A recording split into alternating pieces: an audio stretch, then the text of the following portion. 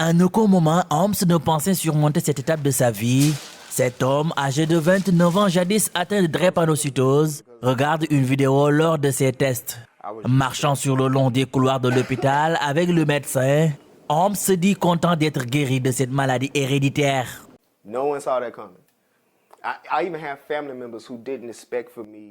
Personne ne pourrait le prédire. J'ai même des membres de la famille qui ne s'attendaient pas à ce que je puisse vraiment en faire mieux. Ils pensaient que je vivrais toujours avec ma grand-mère, tout en restant un nécessiteux, un passif ou quelqu'un de ce genre. Maintenant, je suis libre puisque je n'ai plus de drépanocytose. La drépanocytose est une maladie génétique répandue. Elle affecte l'hémoglobine par globules rouges et se manifeste par une anémie, des crises douloureuses et une sensibilité accrue aux infections. Mais les symptômes de cette maladie diffèrent d'un patient à un autre.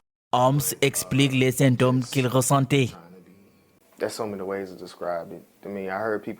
Il y a tellement de façons de décrire la maladie. Certains ressentent, on dirait, des chaînes de scie parcourant le sang. C'est bien cela. Mais pour moi, c'est comme si mon corps avait faim d'oxygène et qu'il suffoquait. J'avais l'impression de mourir. 3 mois et 10 jours de traitement, Holmes commence à se sentir mieux après sa greffe de moelle osseuse qui a duré 1 mois environ. Aujourd'hui, l'homme rejoint sa famille même s'il constate que la plupart de ses ambitions sont tombées à l'eau. La drépanocytose, un gros handicap, dit-il. Je voulais faire du football, du basketball, du karaté ou encore du taekwondo, mais je ne pouvais pas. Alors c'est une vie par procuration à travers les proches. J'ai vécu à l'aide de personnes autour de moi et je les ai regardés mener des activités que je ne pouvais pas.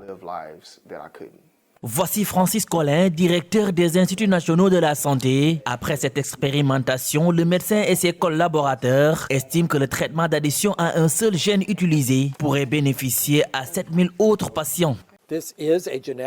La thérapie génique qui est désormais appliquée à un petit nombre de patients dans le cadre d'un essai clinique semble avoir fonctionné de façon spectaculaire. Ces drépanocytaires sont apparemment guéris vu leur numération sanguine et leur frottis sanguin. Ce n'est que le début et nous n'avons suivi ces patients que pendant 1 an au maximum. Et nous pouvons dire que cela pourrait être un traitement curatif. Après les multiples expérimentations dans différents laboratoires, place au test de l'organisme des patients, un moment crucial pour ces spécialistes. Des mois, voire des années de travaux scientifiques.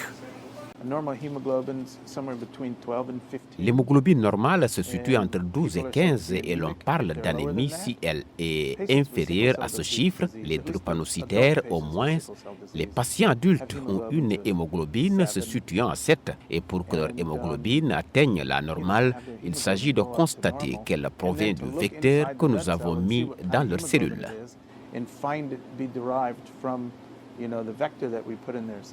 Selon les chercheurs, des techniques de thérapie génique sont utilisées pour ajouter un gène corrigé aux globules rouges sains dans le corps des patients soumis au test. Ce gène remplace ces hématies malades d'anémie falciforme.